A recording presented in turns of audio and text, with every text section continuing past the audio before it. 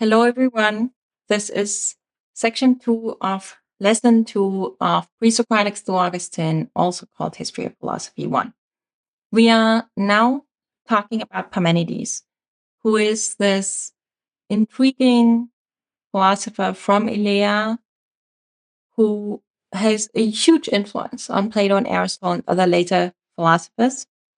And this recording is devoted only to what you might think is his most fundamental claim. And this claim is incredibly difficult to understand, even though it sounds really simple. And the claim is that everything is or is not. Another way to say that is that everything has being or is being or not being. Now, we will think through this claim by taking a step back a little bit, rather than immediately turn to Parmenides' poem, which is on your handout, and there are study questions on your handout to kind of look at, the particular lines of the poem. Rather than turn to the text right away, we'll just look at kind of the kind of claim that everything either is or is not is. In kind of ordinary English, you might say that maybe that sounds like a distinction. A more technical term that philosophers use is to say it's a disjunction. A disjunction is a claim that has the so-called connective or in it. And then this connective connects, so-called disjuncts. So is and is not are the two disjuncts. And the disjunction is everything either is or is not. And here are two further technical terms. Parmenides is saying, and that is, part of the kind of really perplexing nature of his proposal, that something that is really isn't, there's no trace of not being at all in something that is. And, what does that mean? Intuitively speaking, if I have a theory is an intelligible item. It is something that I can think about. Like, let's say you have like an axiom, or you have a theory, or you have a law in physics. So that is not the kind of thing that is in any way changing. It's not perceptible. It is not part of the world of change.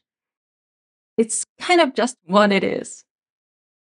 And that is roughly the intuition that we aim to capture when we reconstruct what Parmenides is saying, namely that, the theory is intelligible and there's nothing about it that is not, or that is now such and such and later such and such that now we can say, now it is such and such, but it's not yet such and such.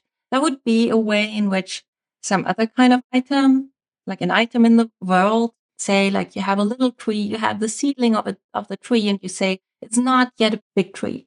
So you have the seedling, but you can say something about it that it is not, namely, it is not yet a big tree. But that's just not what happens with theories. You have a theory and it just is what it is. So roughly that is the intuition behind saying that what is has no trace at all of not being. And technically that is being expressed by saying that the disjunction between everything is or is not is exclusive, meaning that the two options exclude each other. If something is, it has zero dimension or component or whatever of not being. And if something is not, it has zero component of being. The two options really exclude each other. So the disjunction, everything is or is not, is exclusive, but it is also what's called exhaustive.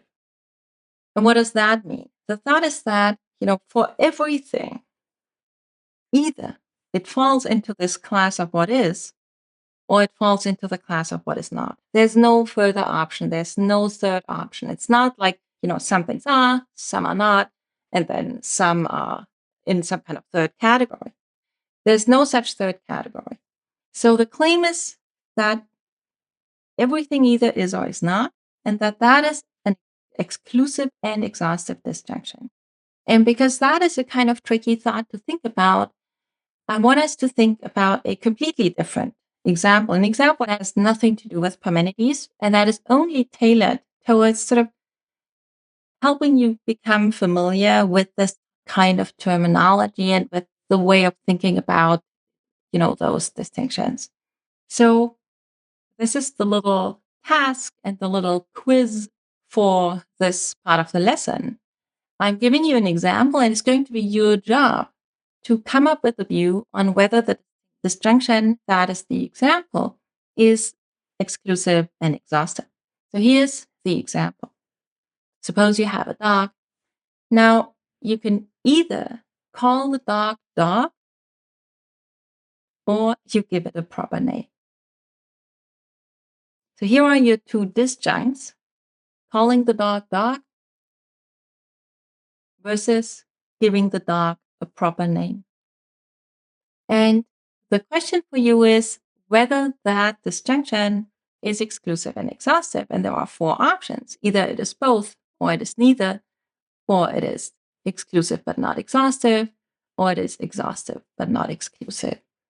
That's this section's little puzzle.